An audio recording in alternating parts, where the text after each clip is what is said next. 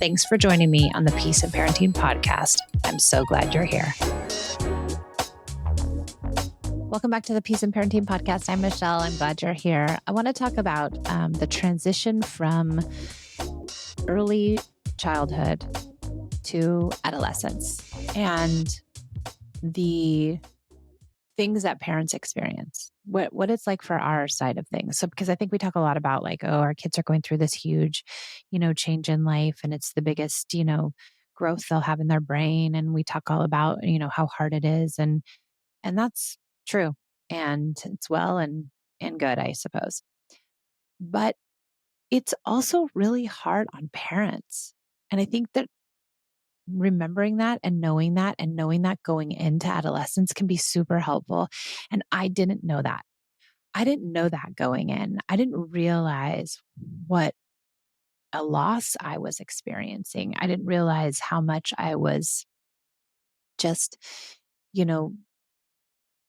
mourning the loss of a child that I had. And it started with Esme and her like not, I wasn't, the sunshine of her life anymore. And I was so used to being that she adored me, that she, wanted me to be around and do everything and take her everywhere and be involved in everything. And that almost to the point where I was like, oh my gosh, and I think other people probably experience this, like, just let me go to the bathroom. Like, just give me one beat. Like, just give me 5 feet away, please. Like, give me some space. And I think that was how I felt as I first had a baby. And I felt like so suffocated with the breastfeeding and the baby on me all the time and the contact napping and all the things that I did. And then you get used to it. Right. And then they become a little more independent. And then you get to this place where you're like, wow, this is really good. Like 5 years old, they can dress themselves. They go to school, yet they still need you, that they want you to be there. They're like, mommy, I love you so much. And they're so into you and they want you to be around everything. And so you kind of humming along here, like 5 years old, 6 years old, really working on the connection. 7 years old, I've got this great bond going on. 7, 8, 9. Oof, I love those years. 7, 8, 9, probably my favorite. They're just so yummy. And also they really get it and they are funny and they've got these personalities have really come out and they're like so fun. And they're like your little buddies and they love you so much. And it's obvious because they're constantly telling you and hugging you and doing all the things. And so then something starts to happen. And I know many of you will totally understand what I'm talking about. And others of you who haven't experienced it, I'm just forewarning you, something happens. They start to change and they start to pull away. They want to be in their room more. They want to be around their friends more. They want to have more secrets to themselves. They want to do activities without you, which that one blew my mind. What do you mean you're going to go to the movies without me? That is not happening. You are not going alone. That is not happening. I mean, I had a real hard time letting go. I remember Esme wanted to go to, there was a parklet, literally, I think a half a block from our house. There was a circle and a roundabout. And in the middle of the roundabout was a grassy area. It was really big and people would, take their dogs there or whatever. And it was in a very, very quiet neighborhood. And I was terrified. I'm like, nope, you guys can't go there. I'll go with you. And Esme was devastated because her friend was over and the friend had older sisters and they were already allowed to do all these things. And I was being the like overprotective mom and I couldn't let her go. And thinking back on it, I'm like, oh my God, what was I so worried about? But I was terrified that, the white van would drive by, pick them up, and they would never be here again. And then I would lose everybody's kids. And, that stuff is fearful and we have a hard time with it. And I think at the same time, she wasn't needing me, right? And she didn't want me there. And she was devastated that I wanted to be there and embarrassed. The fact that she was embarrassed of me was just, I couldn't bear it. I was like, what do you mean you're embarrassed of me? I'm like, cool. I'm nice. I'm chill. I'm doing a good job here, aren't I? And it wasn't even about that. It wasn't about me. Of course, I wanted to personalize it and turn it into being about me and how she didn't like me. It was that she was trying to find her autonomy, and it was hard on me. And I needed to start to come to terms with the idea that she was definitely becoming her own person who needed lots of autonomy. And I needed to accept that. And accepting that was hard, very hard, because I took it personally. And I tried to, I tried to hold on, right? I tried to control. Oh, I need her more. No, she can't do this. I got more restrictive for a minute there. And that was not the move, everyone. That's just not the move. It doesn't work, especially with a strong world sensitive kid. That was not going to work with her. So I had to learn to let go safely where I could. Yes, you could go to the park. Like, can you come home in 20 minutes? Will you take, your iPod because your iPod I can track? Like, how can we make sure everything's okay? Where can we give them safe risk to start taking? Can they ride around the block on their bike by themselves or with their friend? Where can we start to give them places to take risk and to have autonomy and to feel big and to feel like they are, independent? And at the same time, how do we not take it personally when they start saying, I don't want you around. I don't want you here. No, you can't come. Oh, mom, you're so annoying. Ugh. It's hard. It's hard to lose that child you had and gain an adolescent, because we want that child, because it feels so good and mushy and yummy. And the way in which our kids push away sometimes doesn't always feel good. And I think they need to do it because they need to create a boundary for themselves and they need to create a limit for themselves. And so they do it sometimes in ways that are not very nice. And I get it.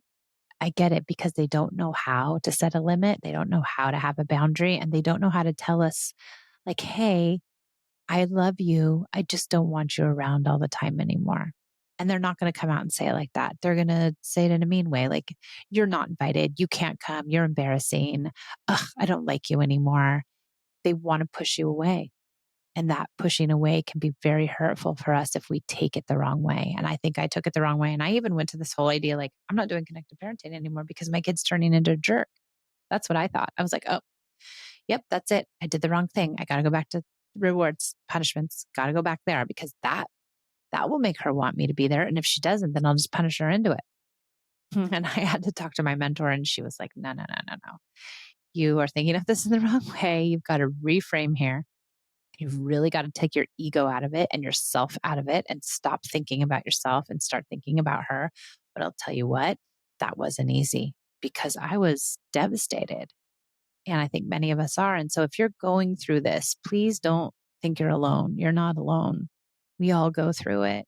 We all have kids who need and want their space and need and want their autonomy and need and want to feel big and be, adults. And so don't beat yourself up. Don't think that your kid is a bad kid. And don't think that there's something wrong, because there isn't. And keep leading with connection. Keep leaning in with connection. Keep coming with all the ideas of connection, and keep trying to connect with them outside of those moments where they really want to be alone and be with their friends and all that. Really try it. And I think this is what changed for me too. It was more like she was constantly trying to connect with me all the time. Like, I want to play this and I want to do special time and I want to, go on a walk with you and I want to do this with you. And it became the opposite where I had to be like, hey, do you want to hang out with me? Hey, I want to do a musically with you. Oh, hey, do you want to go on a bike ride? Like, I had to be constantly bidding for the connection piece because she wasn't anymore.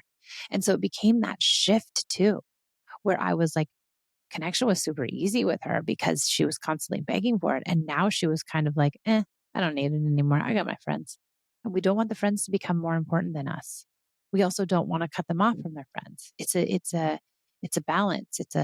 You're walking a tightrope here, and you have to keep that balance where you're allowing them to explore themselves and you're also continuing to connect with them. And sometimes it's more work, and you have to find you're kind of just finding the little moments to connect with them, because they might not want to do special time anymore. They might think it's for babies. And can you think of, how am I going to do unannounced special time? How am I going to do a special time on the run? How am I going to do little pieces of special time where I can get it, where I'm not announcing it, but I'm still making sure it happens because I really want to create this connection with this child. I want to maintain this relationship that I've spent so many years building. I think that was it for me too. I was like, oh my God, I've spent all this time building these relationships, this relationship with this child, and now she just wants to throw it away. How dare she? I've been working my butt off here. And I think it also turns people off like, well, I'm done then. If you're done, then I'm done. And we get passive aggressive, right? Well, then I'm not going to connect with you. If you don't want to connect with me, then I'm not going to connect with you. And we get indignant. And I wonder if that's the way our parents were, or, that's the way society is. Now, we throw the adolescents away. We really say, oh, they're awful people. They're disrespectful, this generation. We have this negative talk about adolescence. And I wonder if that permeates us as parents. And then we kind of take that on as soon as we see these negative behaviors coming at us. Then we think, oh, yep, that's it. Society told me adolescents are crappy. I should know better. They're disrespectful. We're raising these terrible kids because they're coming at me the wrong way and they're being sassy. They're just trying to find out who they are, and they're having a hard time, and they are totally dysregulated, and they don't know what the heck is going on, and they're taking it out on the people they love the most. And it's not fair. So don't think you're alone if you're mourning the loss of this childhood of your children, and they're moving into this 11, 12, 13 age group, this, tween group. It's a hard age, and they're having a hard time, and you're having a hard time too. And it's the perfect storm to have things go awry, but you don't have to let it. You really don't. You can come grounded again. You could come back to connection again, and you could believe that your kids will come around. And what I'll say now is that my 18-year-old's so sweet. She's back. She's totally back. She was back around 16 and a half, 17. And she really came back in a good way. And it was slow, right? And it's much better now, but she hugs and kisses me and asks me to do things, but she's still pretty independent. They're still into their friends. And I don't think that changes for a long time. All right. I hope this was helpful. Thanks for joining me on the Peace and Parenting Podcast. If you want to listen to the Peace and Parenting Podcast ad-free for $2.99 a month or for $29.99 for the year, you can listen to it without ads. There's a link in the show notes for you to do that. And if you take advantage of it, that would be amazing. And you'll get even shorter podcasts. All right. Thanks for joining me. I'll see you next time.